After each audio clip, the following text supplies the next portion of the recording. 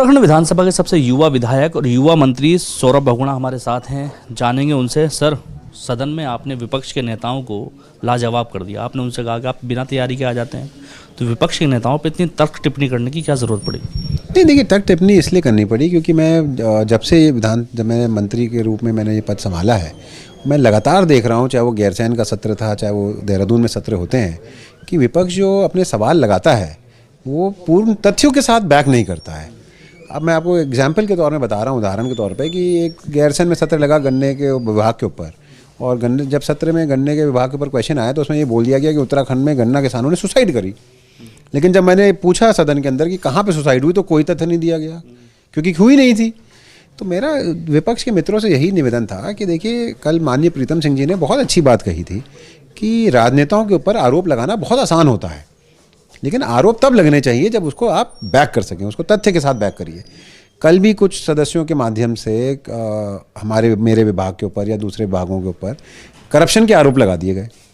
अब उनको यही नहीं पता था कि जिस विभाग के ऊपर वो करप्शन का आरोप लगा रहे हैं उसको हाईकोर्ट में चैलेंज हुआ और हाईकोर्ट ने हमारे विभाग को सही तराया। तो होता क्या है, जितना मुझे समझ में आ रहा है कि जैसे कि कोई टेंडर प्रोसेस हुआ, जिस व्यक्ति को टेंडर नहीं मिला वो किसी भी सदस्य के पास चला गया ऑपोजिशन के, उसने बोला भाई गलत हो गया। ना इन्होंने कोई जानकारी ली, ना इन्होंने कोई तथ्य निकाला, इन्होंने सीधा सीधा सवाल लगा के उसको करप्शन प्रूफ करने की कोशिश कर दी। तो आधी अधूरी तैयारी के साथ, और सदन एक ऐसा पटल है जहाँ पे कोई भी मिसलीडिंग स्टेटमेंट नहीं दे सकता। मेरा तो माननीय विधानसभा अध्यक्ष से भी निवेदन यही है कि अगर इस तरीके की प्रथा लगातार चलती रहेगी सदन के अंदर, तो सदन में काम करना हम लोग के लिए मुश्किल हो जाएगा। अच्छा, एक मेरा सवाल और है। आवारा पशु बहुत बड़ी समस्या बनते जा रहे हैं लोगों के लिए, दुर्घटनाएं हो रही हैं, लोगों की खेती चर जा रहे हैं वो। तो ऐसे आवारा पशुओं के लिए आपका विभाग क्या कर रहा है, क्योंकि पशुओं को लेकर के समस्या काफ़ी बड़ी होती जा रही है? देखिए, आप सही कह रहे हैं, समस्या बड़ी है। उत्तराखंड के मैं खुद काफ़ी टाइम से इसको देख रहा हूँ। मैं खुद एक ऐसे क्षेत्र से आता हूँ जहाँ पे जो किसान बहुल्य क्षेत्र है, और आप पर्वतीय क्षेत्र में चले जाइए, चाहे आप तराई के क्षेत्र में आ जाइए, निराश्रित पशु इस वक्त बहुत बड़ी समस्या बन चुकी है। किसान भाइयों की फसलें ख़राब हो रही हैं, हमारे एक्सीडेंट्स हो रहे हैं जिससे लोगों की जान जाती है, हमारे पशु को हानि पहुंचती है एक्सीडेंट से। और जो हमारे विभाग का एस्टिमेट है कि लगभग 27,000 जानवर इस वक्त निराश्रित पशुओं के रूप में सड़कों पर हैं। लेकिन मैं बधाई दूंगा माननीय मुख्यमंत्री जी को कि उत्तराखंड एक अकेली ऐसी स्टेट है पूरे देश में जिसने निराश्रित पशुओं के बारे में चिंता जताई, जिसने कैबिनेट से एक पॉलिसी स्वीकृत करवाई कि हम निराश्रित पशुओं को आसरा देने का काम करेंगे।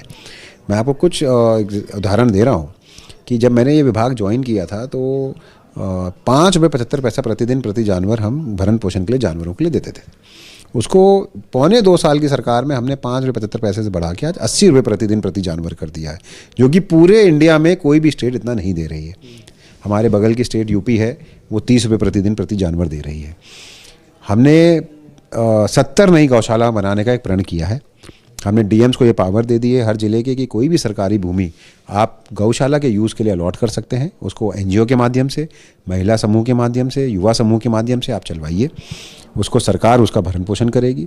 और अभी तक हमको 52 डीपीआर आ चुके हैं नई गौशालाओं के, जिसमें से हम 17 गौशालाओं के 17 करोड़ रुपये रिलीज़ कर चुके हैं जिलों को, ताकि उनका कंस्ट्रक्शन जल्दी से हो जाए।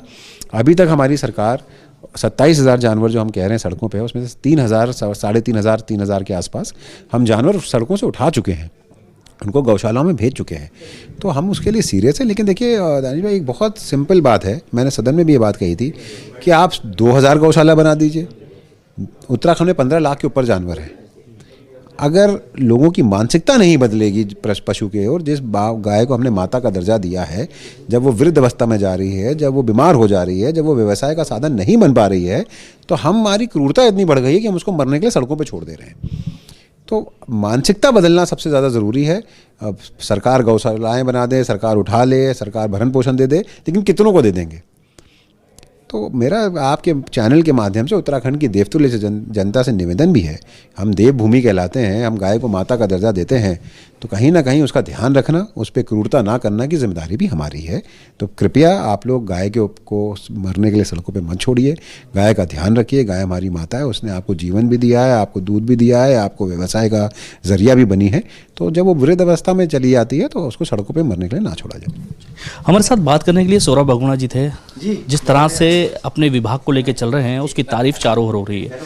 सौरभ बागुणा का कहना है कि गायों के साथ साथ हम कोशिश कर रहे हैं कि लोगों को जागरूक करें, उनको बचाने के साथ साथ कि लोग इनकी सुरक्षा के लिए खुद आगे आएँ। Danish Khan, ABP live, Dehradun.